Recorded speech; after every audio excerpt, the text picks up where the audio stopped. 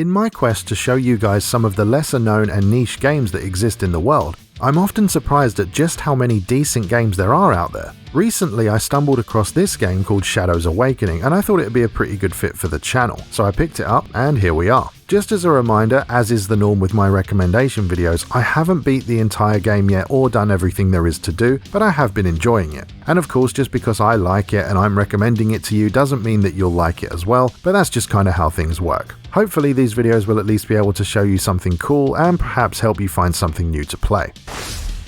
So first off, what is Shadows Awakening? Well, it's an action RPG much in the same vein as Diablo, Warhammer Chaos Bane, or even Minecraft Dungeons. That said, I believe it does have some unique features that set it apart. Well, either that or I've just personally not seen them before. In terms of the narrative and the story, you play as a demon called the Devourer who's been summoned from the Shadow Realm by a mysterious hooded man voiced by Tom Baker. Calig. They called him the Bandit King, a warrior and a mercenary. Sadly for Calig, he trusted his own son a little more than he could afford. You'll then need to choose one of 3 dead heroes to resurrect and possess. That newly revived hero will then need to fight through hordes of enemies and stop other demonic forces from taking over the heretic kingdoms. It's somewhat of a basic setup, I suppose, but during the game there is a lot of deep lore that you can delve into if you want to, and it does seem pretty well written overall. The story setup does actually factor into some of the unique mechanics that I mentioned earlier. As the demon, people in the real world can't actually see you or interact with you. In order to talk to most merchants and open loot chests, things like that, you'll need to use the possessed body of the hero that you chose at the start. Not only that, but as you progress through the game, you'll actually unlock a lot of other beings to possess as well. Some are acquired during the story, some through side quests, and some are hidden behind some puzzles. You don't actually have to recruit any of them, but it is a pretty cool mechanic nonetheless. You can only have 4 members in your party and one of them is always the demon, but you can freely mix and match the other 3 party members as much as you like. I'm only showing you the first 2 members that I got here because I don't really want to spoil anything, but during combat you can switch between all of the members by pressing the shoulder buttons. Some gameplay such as puzzles, pathways, and combat in the game world are tied to doing this. For example, there are certain walls that mortal characters simply can't walk through, but switch to the demon and perhaps the way may be cleared. This is because the demon exists in the Shadow Realm at all times and has no corporeal form. Another example is when the undead will keep reanimating in the real world unless you switch to the demon and kill the necromancer in the Shadow Realm. While in the Shadow Realm, you're able to see the outlines of the enemies from the real world, but you can't actually interact with them in any way. Instead, you'll need to contend with wraiths and ghosts, but you can switch back to the real world at any time, at which point the ghosts can't touch you, but the real world stuff can. I honestly found this system to be really effective at keeping me engaged and interested in what was going on. I thought it was really fun to switch your characters up and basically play with multiple classes at the same time.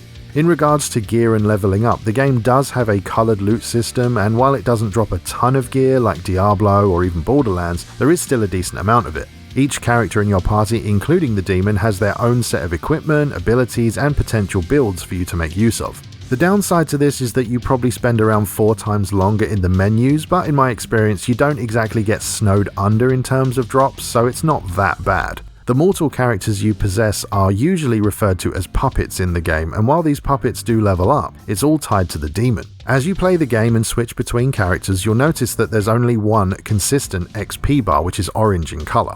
It's best to think of that level as being the player's level or perhaps the level of the demon himself. All of the XP in the game goes to the demon regardless of what you do, and when he levels up, so does everybody else, complete with stat allocations and skills to unlock. Also, if you add a new member to the team, you'll find that they're automatically given all of the points and levels that they would have had if they were with you the whole time. I think it's quite an elegant system honestly, and again, in my experience, it worked rather well. In terms of combat, you can execute a basic attack by holding down X on PlayStation or A on Xbox. Your unlocked and equipped abilities are mapped to the other 3 face buttons. As you may imagine, the abilities and skills are all on a short cooldown. You use the shoulder buttons to switch between party members, and the triggers are used for your healing. In this game, your healing is actually tied to an item that you equip, so at first it will be able to just replenish a small amount of health. but as you find better versions of that item, it will be able to heal you much more efficiently, have more charges, and maybe even give you some passive bonuses as well. The health item can actually be used on either your HP or your mana. You'll notice on the UI that it has L2 on the red bar and R2 on the blue bar. That's because you can use your healing item, which is in the middle by the way, to replenish either bar, which is a clever little detail. It's a little bit of a riff on the HP and FP flasks in Dark Souls 3 or Elden Ring, and again I think it works quite well.